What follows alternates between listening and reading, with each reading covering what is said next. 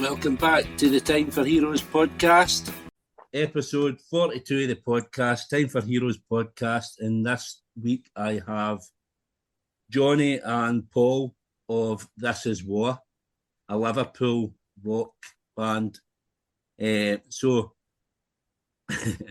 it's not getting filmed, mate, but Paul's showing us a t-shirt that he's wearing anyway. This Is War. So just get back to the start. What does it read? Pardon? Sorry, what does it, Johnny, what does that t-shirt retail at? I don't know, mate. I don't deal with that. 20 quid. 20 quid for a This Is War t-shirt. We'll direct you to the website at the end of the podcast. Everybody will be kicking about in them by the end of the bank holiday weekend. Why not? Right, I'm really poor, so... Right, guys, just take us back to the start, kind of where you grew up, and what life was like for you as young bucks. Who's going first? Johnny, you can go first. Johnny's from like a posh part of Liverpool. I can't talk for myself, Paul. I can't answer my own question, mate. There we go. Break up at the bottom. Yeah, basically, I grew up in South Liverpool. Basically, Beatles country, to be honest with you. Not far from where the Beatles are from. I grew up in Gattaca, which is just on the... Well, I'm Walton as well. It's like the same postcode. So, yeah, grew up in Gattaca, Walton. Basically, yeah, went to Gattaca Comp School when I was a kid. That was an experience, like... Just nice got up to the usual stuff when we were kids, like skateboarding, BMXs. Used to be like a track at the back of our house as well. Everyone called it the Rally. And basically, it was where we all hung around when we were kids. It's notorious, the Rally, because it runs right the way through Liverpool. So it starts at like South Liverpool, ends up like towards like McGull ways. Oh, so it comes all the way everyone basically hung ground on the Rally. So yeah, I had a good childhood, to be honest. It was good. We were always in town on skateboards and BMXs, and yeah, it was good. And music kicked in, obviously, when I was properly, when I was about 13, 14, music properly kicked in. Started playing guitar, and yeah, just all went from there. Joined bands when I was 16, and was in bands from then on in, really. What sort of music were you into early on? Early on, I was listening to Queen, and because it was basically, I was listening to what I could find in our house, basically, like stuff that was lying around. Funnily enough, Queen, Neil Diamond, the Beatles, and then obviously when I could get off my arse and go and get my own stuff, I used to go to a shopping centre, Belville Shopping Centre, and there was a Woolworths in there, and a bit of a independent record shop, and I used to just like browse and pick my own stuff up. But started listening early on to like heavy bands like Iron Maiden, Sabbath, Ozzy, Metallica, and then got into stuff like the Police, and then the grunge scene came along. It was like Pearl Jam, Nirvana, all that kind of vibe. So yeah. And that's when you stopped listening to music. I'm only joking. So what about yourself, Paul? Well, I was created in a genetic lab in an alien station that's just behind the moon, the dark side bit, you can't see it. And they landed me, weirdly enough, in Tuebrook in Liverpool, which I thought was odd, but, you know, whatever. So I grew up there, went to West Derby, played football, met girls. And my dad was, you know, very successful musician. Signed to Decca Records and stuff like that in the 60s. And just like Johnny, like there was just instruments lying around. But, you know, that's all cool and stuff. Like loads of people of our era, that's what we did. Do you know what I mean? But then to have the passion and the belief to say, you know what, this is what I want to do. Do you know what I mean? You only have one life. Yeah. Like, let's keep doing it. I believe that I can do it. And I don't mean being signed or nothing. I mean, like, just sounding good. So you were in a band as well, Black Velvets, before this. So what Was there other bands before that? Yeah, but I mean, it's just like the Velvets. We had like a connection in that first album, but we were never going to make a second album. And I think with us, this is war PLC Limited.com UK global network. I've got that connection back, but it's like the evolution of the songs is like beyond what I could have imagined really when I first turned up to sing. Like, right. So, Johnny? What was the status of the band? Did you have like the nucleus of the band, and then Paul joined, or was it all you together at the once? Yeah, we had another band originally, but it didn't work out. We were working with Andy Metcalf for a bit, but it just never worked out. So we just carried Andy on playing. Metcalf. It was me, Mick. And who's Andy It was in Metcalf? Sound of Guns, yeah, frontman for Sounds of Sound of Guns, Guns. Andy Metcalf. Yeah. Talking So about we've him worked on with the Andy. podcast a couple of weeks ago. So You what? Sorry. we were talking about him on the podcast a couple of weeks ago. Cracking frontman. Yeah, he's a talent, but he just it just didn't work out. He had stuff going on and couldn't commit. So basically, me, Mick, Andy Williams, and Martin carried on playing and carried on writing music for any potential songwriters or people that may come in because we had nothing else to do. So we just thought we'll just fucking carry on. So Stewie phoned me up one day out the blue and just said, Stewie, the manager who manages This Is War, just phoned me up out the blue and said, do you remember the band called the Black Velvets? I said, yeah, I do, yeah. I said, and I actually knew the singer's dad, but I didn't know the singer because, long story, but I ended up working, I'm a heating engineer, I ended up working for Paul's dad, got introduced to Paul's dad, and then my missus bought a fire off Paul's dad because Paul's dad I used to sell fires at the top of post like the 60s bands and stuff like that. He was a successful fire salesman. So Breck Road, wasn't he? Yeah, John Breck Road, yeah. So it was weird because like I never forget I got a job working for Paul's dad when I used to work for British Gas and I was an engineer and I pulled up at this house one day and went in. The guy was dead nice. Yeah, I'll have a cup of tea, lad, this, that, the other. So I was just working away and he got talking to me and he was like, what you do? Outside the work. I said, well, I play guitar in bands and that. And he said, oh, my lad's in a band. I went, what band's that? He said, the Black Velvets. I was like, no way, I know who they are. He said, they're playing at the Who tonight. I was like, oh, that's amazing. I said, are you going? He said, no, I won't be going. He said, I can't get up there. But he said, yeah, they're playing with the Who. I said, that's brilliant. Like, tell him I was asking this, that, the other. And then, I mean, obviously I was aware of the Black Velvets and what they did and this, that, the other. And then it was strange that like, so many years later, Stewie phones me up and says, do you remember the Black Velvets? Paul Carden's not doing anything at the minute. Shall I try and get in touch with him? I was like, yeah, I remember them. He's a good singer. So, yeah, have a go, have a crack. So basically, he managed to get in touch with Paul. And then next thing, we were all in a room together, jamming, and it just worked, really. So, yeah, we just knew it. It was like, after like 2 rehearsals, it was just working. So we just cracked on. And it's just been like, song after song after song, just a machine. It's an absolute machine, this band. I've never been in a band that's so productive. It's just like we've got songs stacking up now that we need to finish, but it's just like we could do with more time in rehearsals because it's just ridiculous. We're just putting out music like never before. I've never been in a band like this. We've got some belters for the second album, like serious belters, like we have, Well, so according to Spotify, you started releasing music end of 2021 into 2022. Yeah. So is that kind of when the band came together, or was there a few months beforehand? No, when I joined, it was like towards the end of like the COVID thing, but you still weren't meant to go out and stuff. I don't think we're going to get arrested, are we, Johnny? No. I think it was around about May 21 when Paul came in, or maybe April 21, and then we knew we had tunes after, but probably by about July.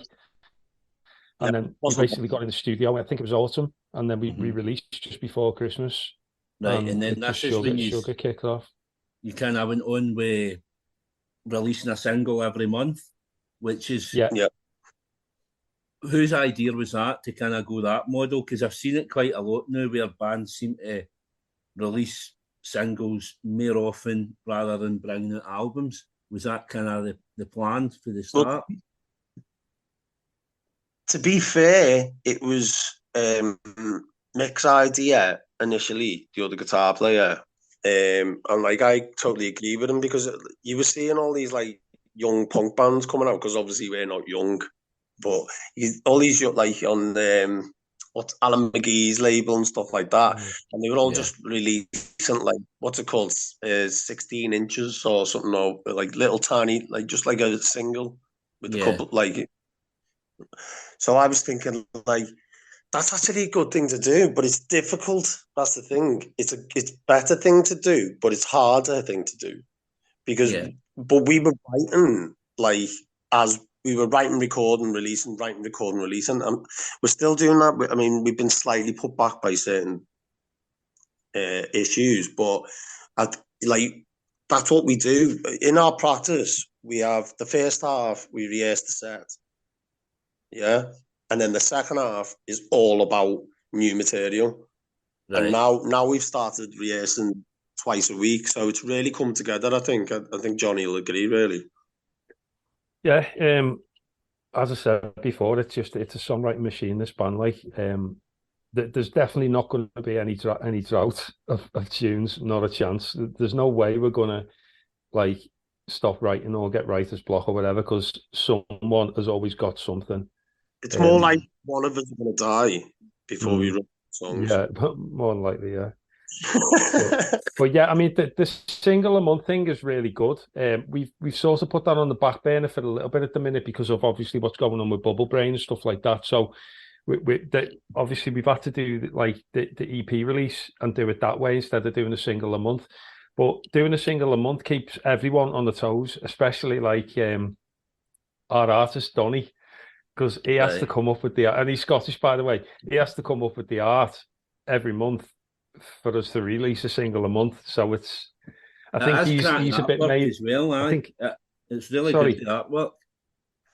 Oh, that's amazing! Yeah. Well, he's based in Dundee, and he's such a good lad, really good lad. He's a big crypto head as well. Me and him are like, we chat about crypto every day and stuff like that. We're both into like Bitcoin and all that malarkey, so it's good. Yeah, I think the thing with that as well, releasing a single a month as well, it keeps you in everybody's thoughts. Everybody's seeing you, or every month or something else released. So yeah, well, Stewie's been burning the phone line down, like getting in touch every month. There's like a procedure where we have to obviously push this on all the internet radio stations and stuff like that. So Stewie burns the phone lines down as well with promo, basically. So it keeps everyone on the toes. It's a good way of doing things, and I wouldn't mind getting back to it, to be fair, but we'll see where we go. So these songs, that the singles a month, obviously, is the majority of them been produced with Cy Jones for the Verve? All of them. Everything, yeah. So how's things been working with him? He's brilliant. Yeah, he's boss, yeah. Yeah, he's boss. Yeah. I think I'm a better bass player, but, you know, whatever. Nah, he's amazing. I mean, like, the Verve, they're like royalty. You know what? If one of the Verve got crowned, I'd watch it. Yeah, definitely. I've listened to it. There's quite a few bands out there now that have got the Verve sound, and I wouldn't describe yours as a Verve sound, but you've got a Verve guy working with you. That's how versatile Simon is with his recording and the ideas he comes forward with. He doesn't put none of that onto us, does he? He just lets us play, sets up everything the way it sounds cool. Yeah. And then no one mentions the Verve when we're in there. Do you know what I mean? Now and again, I'll start playing Lucky Man or something if we're waiting to record, and he just gives me a fucking horrible look, like, shut up. But yeah, just a bit of a piss take now and again, yeah. But yeah, no one really talks about it. No one mentions it. And how do you think the sounds evolved from first single to obviously your latest EP, do you think the sound's changed? I can hear differences for the start to where he's are now. I think each song changes, and it's not a purposely done thing. It's not like we're trying to be different with every song. It's just the way it happens. It's like, because we can write songs from so many different avenues, from a bass line to a guitar lick to a drum beat, to a vocal melody. So I think the moment you start pigeonholing yourself, that's when you're in trouble.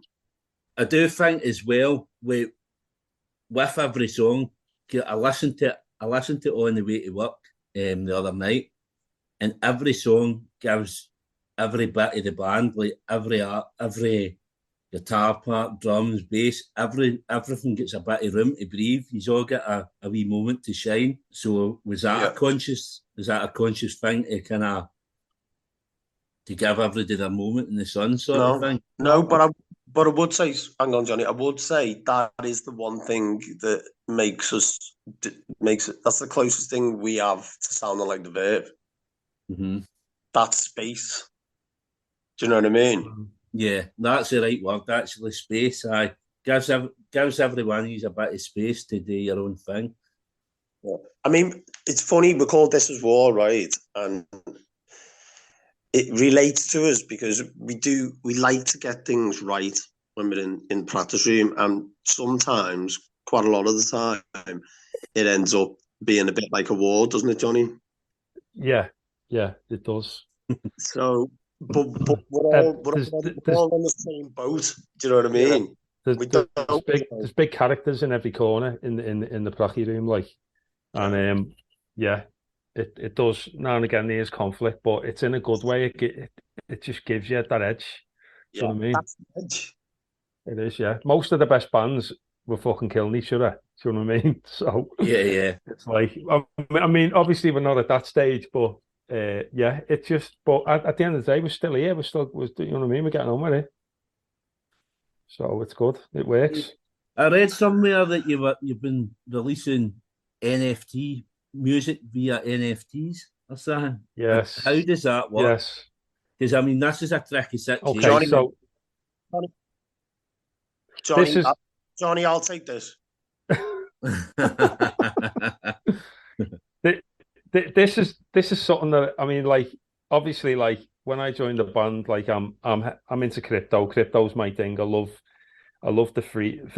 I mean, if you start with Bitcoin, I just love the freedom of Bitcoin and the fact that it takes the finance and the banking system out the hands of our masters, whoever they may be. It's crypto is punk. It's like, it's the most punk fucking thing out there. So that aside, I love crypto, right?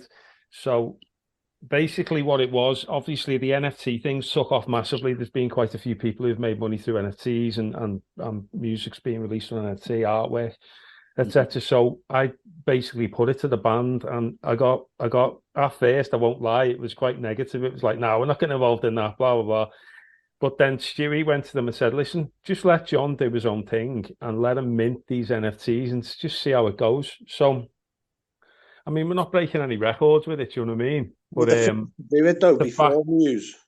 Yeah, the fact that we've got our toe in that water is good, and like something it has done, which I'm aware of. It's brought a whole new fan base onto us in respect of the NFT community with the blockchain that we use. So we use multivac blockchain because it's cheap, it's very fast, and it's easy to mint.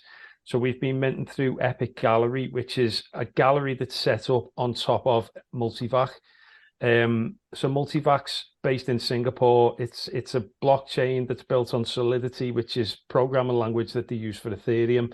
It's very fast, very cheap, and it was just easy for me to mint on top of that blockchain. So all the fans of that blockchain have come over and they retweet our stuff, and they love the music, and we've sort of like embedded ourselves in that community, which is cool because it's another set of fans that we wouldn't have had ordinarily. So have you heard any other bands doing this? Muse, wasn't it? Said they were the first. Yeah, Muse said they were the first, but I'd already released like 2 NFTs before they even got there. Right. There is other bands doing it, but the majority of people who are releasing on NFT are either rap or dance or R&B, or there's no like rock bands. We were like isn't there for it? Massive market. It's huge, yeah. We were the first British rock band to mint on NFTs. I'm pretty sure of it. I did my own work and I couldn't find anyone that was doing it. But it's my thing. I'm a bit of a nerd with that kind of thing. So I put it to work and I did it. And we release an NFT every couple of months. Yeah. So say for instance, I were to buy like an NFT yourself, because I don't really understand it. I've seen a lot of the football teams do stuff with it, but again, I don't understand it. So if I was buying an NFT, this is war piece of music, what is it that I'm getting? Okay, so the first thing you'd have to do is set up a MetaMask wallet, right? Which is a crypto wallet, because that allows you to interact with the sites regarding NFTs. So basically, you need a wallet first to interact with the gallery. Then what you'd have to do is get yourself like a KuCoin account, something like that. You'd have to go and buy some multivac, some MTV on KuCoin. So once you've got that MTV, you can then transfer it from KuCoin to your MetaMask wallet. But you'd have to do it on what we call a Binance. It's complicated, but you have to do it on the Binance Smart Chain. But there's stuff there. Oh, he'll be asleep in a minute in with this. So, I'm already happy. So what you've got to do, you've got to take. You need coins to trade, and then you buy it. Yeah. What you get with that NFT is you get an artwork, and you get a bit of the video and stuff. Yeah, but it's not that simple. You've got to move the coin on a blockchain into your wallet, and then when it's in your wallet, you can connect up to the gallery. But before you do that, you've got to bridge it to a mainnet token via the multivac site. Right. It sounds complicated, but when you know, it's dead easy. It's dead easy to do. So you bridge it to mainnet token, you then connect your MetaMask up to Epic Gallery, and then you can just buy our NFTs, and that's it. It's the same with if you bought NFTs from, I don't know, Muse, you'd have to do exactly the same thing. You'd have to move your coins from the exchange and connect up to, say, like OpenSea or something like that, and then buy the NFT with your wallet. What does exactly NFT stand for? Non-fungible token. I knew that. So that's kind of something different as well, and it's quite unique. That so again, that's something else that will kind of stand you out for the crowd.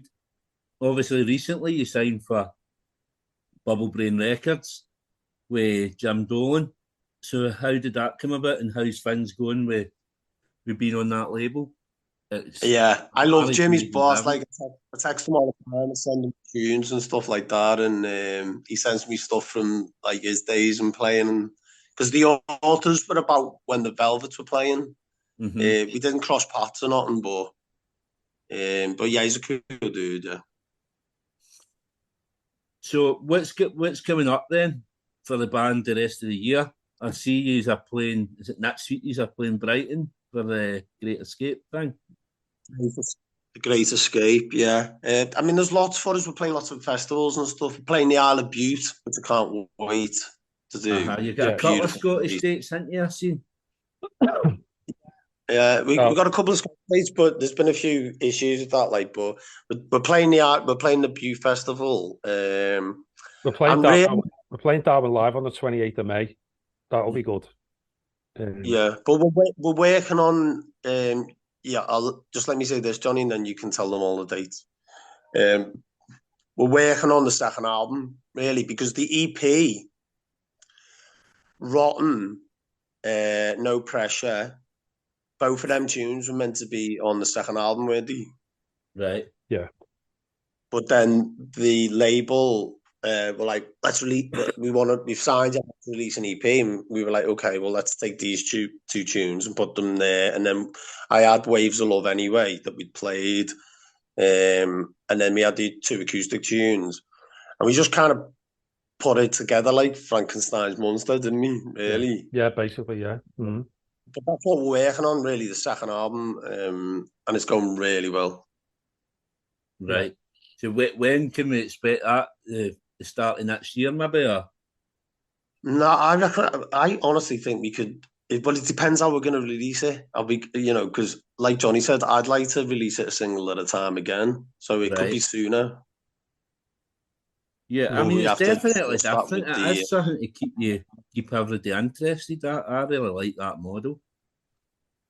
I love it. Yeah, I think it works. Really does work. It keeps the listener figures really high constantly as well, which I've noticed they don't drop off at all.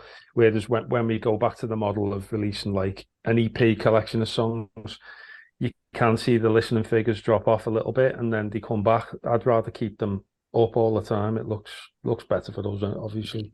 In the modern age that we live in with fast like communications, it's the only way to release. Especially with, I mean, everything's Spotify now as well, and everything's like kind of going that way. So my best times on Spotify are I work night shifts to see a Thursday night into Friday morning. See when you get the new releases. So if you're every month you're getting a This Is War single every month, that's brilliant. Yeah. You know what it's like? It's like a magazine that you wait for, and it says like "Build a Death Star," and it gives you the parts every time on the magazine. yeah. What I mean? It's Yeah, a cliffhanger. They're less expensive. You get the hands in that the first one costs $1.99, and then you go the next month and it's like a tenner. Costs you a fortune by then. Ours is cheaper. Yeah. Spotify take all our money. Yeah. That's the other thing then. So see your gigs. Obviously, you start at the show by flashing that T-shirt. So obviously that's where you make the money for your gigs and your merchandise. Obviously, so Johnny, you were going to tell us about what gigs you've got coming up, and where we can see you and where we can buy your T-shirts. Yeah, well, the link, it's T-mail that we use, so we can put the T-mail link on the comments in the podcast, if possible. And so I'm just looking at the gigs now. So we're playing Brighton for the it's gone up my mind now. The festival that we're playing in Brighton, the Great Escape. So we're playing the Great Escape, and that is on the 11th of May, which is basically this Thursday coming. And then after that, we did have some Scotland dates, but I think they've been cancelled because of commitments. We can't make them, so we're not going to make them Scotland dates. Apparently, I'll know more. I should have really had this information, but I don't. I think, as far as I know, 2 of them are cancelled, but I think we have 3. I think all 3 will have to be cancelled now, but I don't know. I'll find out more. Yeah, Glasgow, Dundee, and they're cancelled because the bass player is popular. Right. Well, that's right. Your bass player left, didn't he? Was your bass player left when just the last 24 hours? No, not that bass player. The new bass player is a cobbler. The old bass player is a pub landlord, but he couldn't yet. Gianluca can't get the time off. But we've got Darwin live on the 28th of May, that'll be amazing. That'll be a really good gig. It's one of the biggest free festivals in Europe. So realise it's not in Australia. Yeah, whereabouts is that? Darwin by Blackburn. It's like it's like by Blackburn around them ways. Really nice, Lancashire. Did you say that's free entry for that as well? Yeah, it's free. Yeah. The View are headlining. Are they?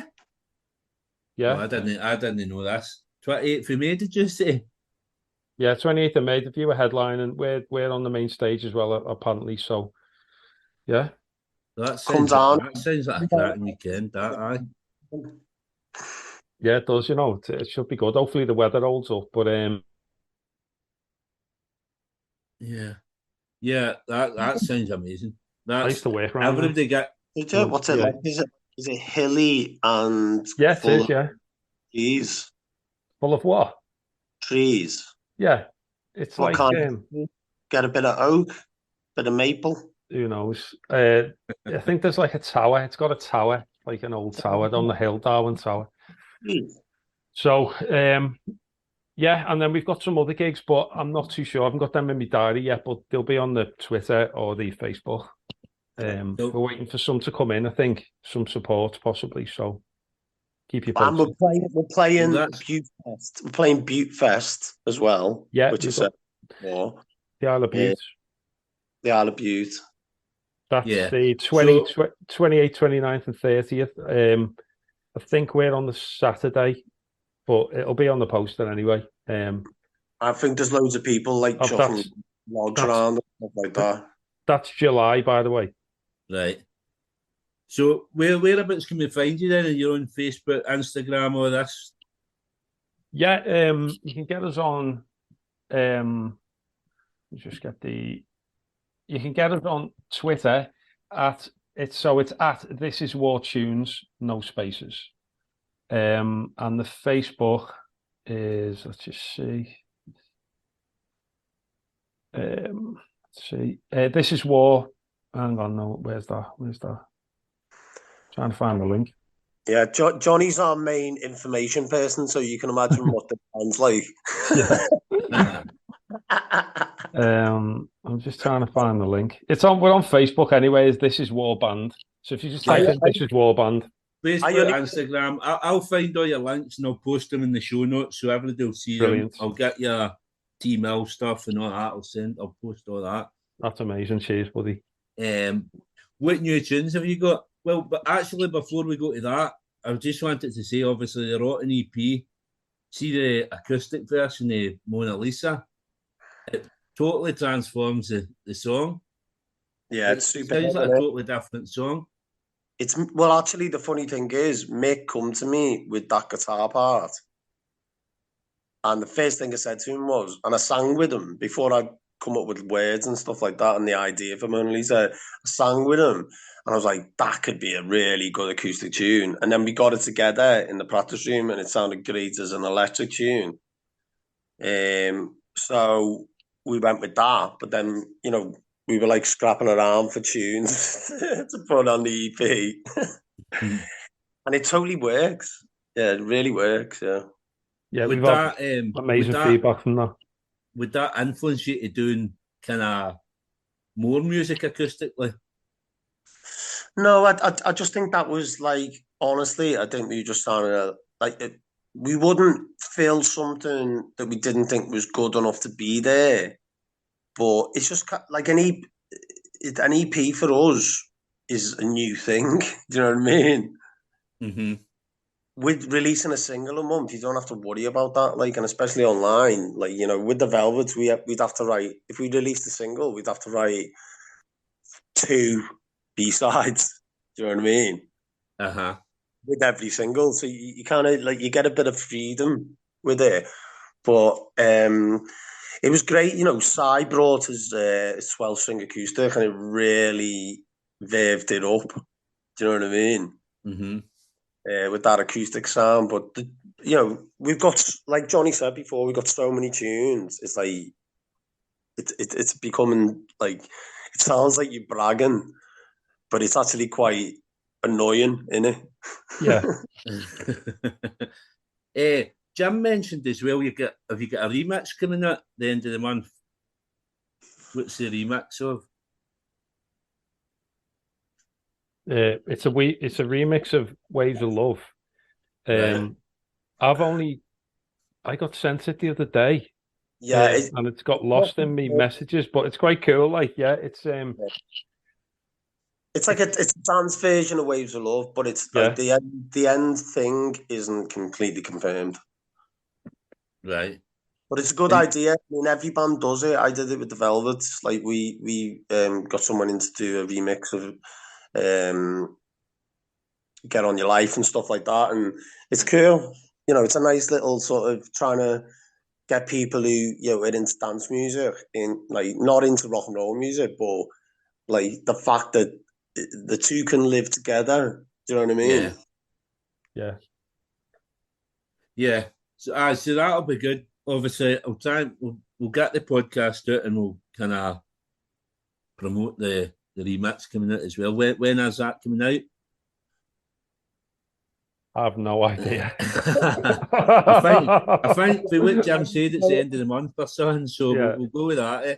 I've heard it. It's quite cool, and I don't know when it's coming out. I haven't heard anything else regarding that apart from actually when it was sent to my phone and I played that. I was like, oh, that's interesting, quite cool. So I put it on my speaker, got the bass kicking. I was like, yeah, it's sound that. And that's all I know. I don't know anything else. That's interesting because that isn't what you said to me. What you on about? Yeah, but yeah, it's cool. It's a great tune. The Waves of Love's the way is like I think mine and Johnny's favorite track on the EP, and we had to fight for it because like it was like no one really wanted to play it, did they? No, but it's so cool. Like I love that tune. I love it. Yeah, it's great. Yeah. So obviously, as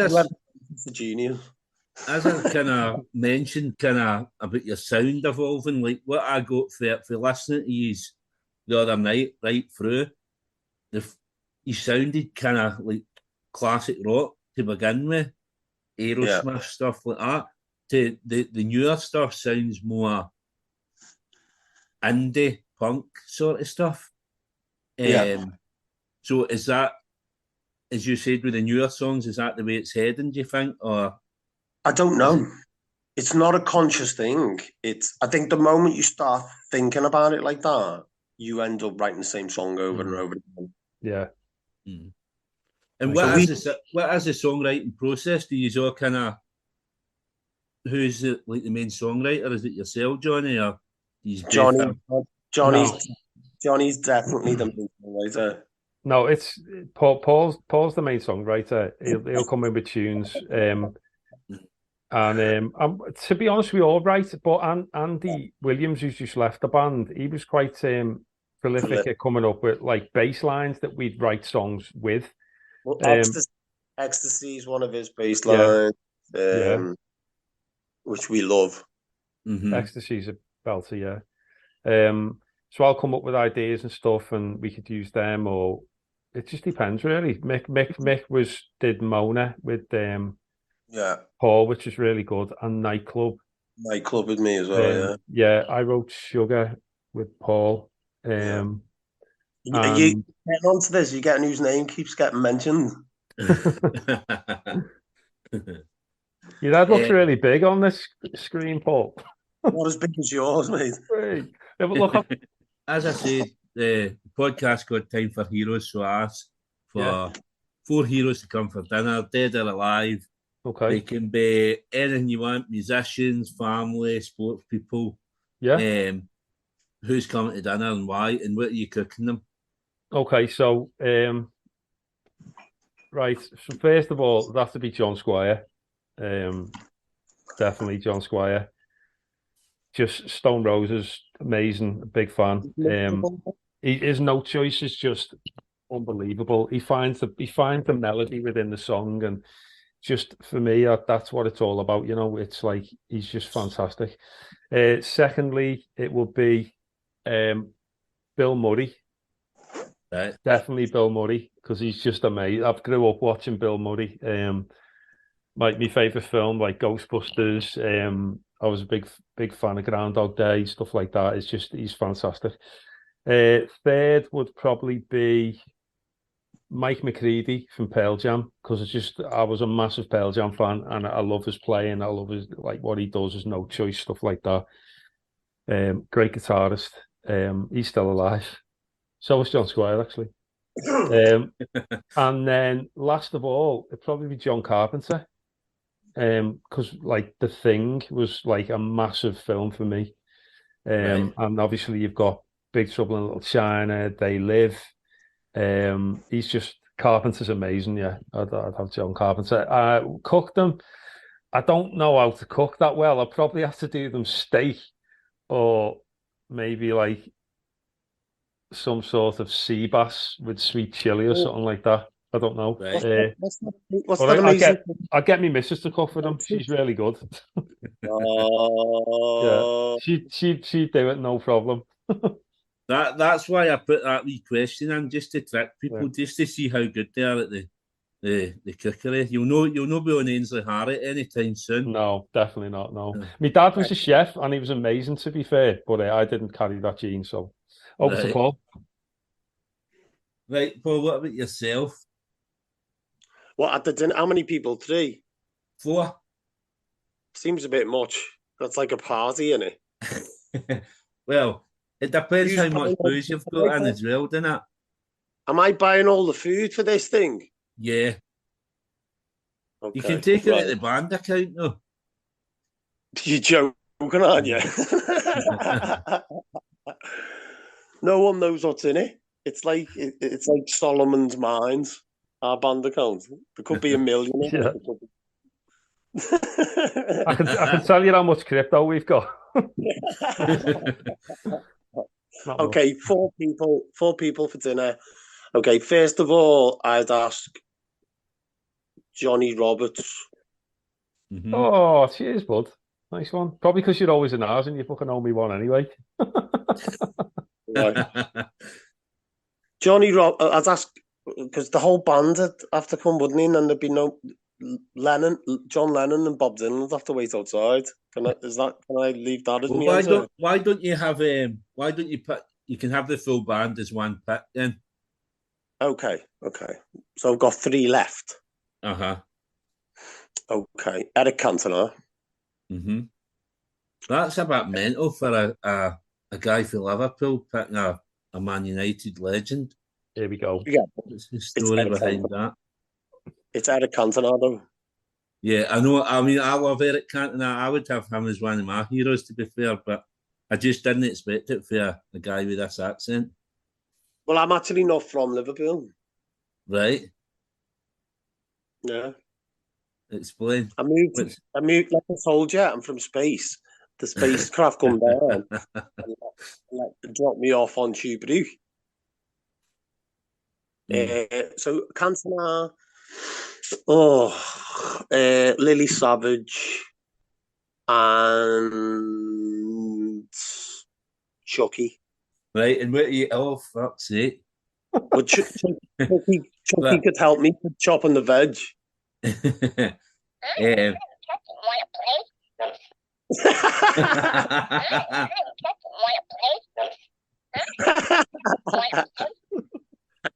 Of course, he's got a Chucky doll.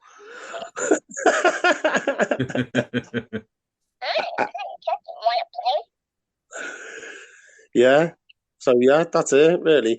But like I said, if my real answer is just on my own. And so what you cooking then? See if it's just yourself. Is it just one of the ready meals then? I would cook fruit de mer. Do you know what that is? No, I was waiting on you explaining. Well, fruit is fruit. Fruit of the sea. Fruit of the sea. So like lobster, mussels, langoustines, anything like shellfish. I love and it's dead easy to cook if you're gentle. I'm a good chef, actually. I used to chef. Quite a lot of musicians chef because it's a creative thing. Mm-hmm. That's understandable. I have got one last question. I trialed this. I trialed this a couple of episodes ago. I've not obviously I didn't give you a heads up about it. If you had to get rid of one band member, who would it be? Who would it be, and who would you replace them with? I think we've done now. Can't go there. I'm not going there. I'd get rid of me. I'd get rid of me and replace me with me. It's got the capacity to split a band up, Hannah. I don't know if it's the best question. I think it's a really good question, but with us, I don't think it matters. That's the thing. It's like I could say, Johnny's a pain in the ass. We're all pain in the asses. But the one thing we wouldn't do, we know why we sound good. Do you know what I mean? And sometimes you don't get on with someone, but that, what's that got to do with music? Yeah, totally. Do you know what I mean? So I would personally get rid of all of them and then like somehow clone myself 4 more times. God, no, that sounds like an absolute nightmare. Yeah, I Jesus think Christ. one's enough for you, Paul. To be fair, man, Oh, come on. Stop trying to be nice to me. guys, it's been an absolute pleasure having you on. It's really nice to speak to you. And as I say,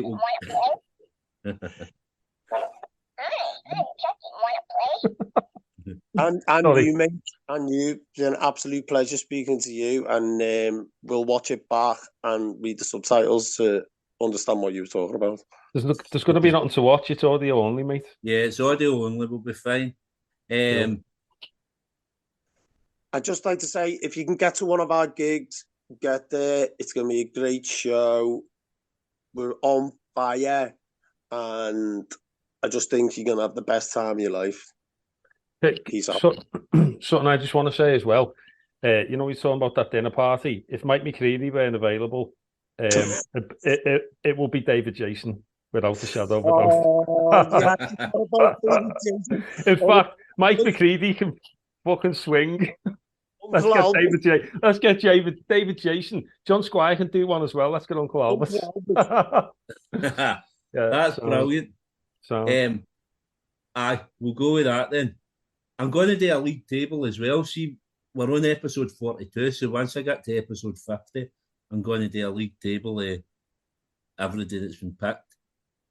And mental as it is, guys for Liverpool, you're probably the only ones that haven't picked John Lennon.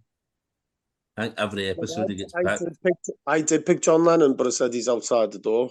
Yeah, you get Lennon and Dylan standing outside in the close.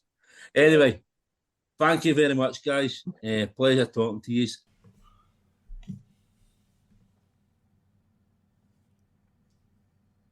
I hope you all enjoyed this episode of Time for Heroes podcast. If you would like to get in touch, the best way is on the Facebook page, Time for Heroes podcast, or on Instagram at Time for Heroes podcast, or Twitter at Time for Heroes P1, or drop me an email at timeforheroespod@gmail.com.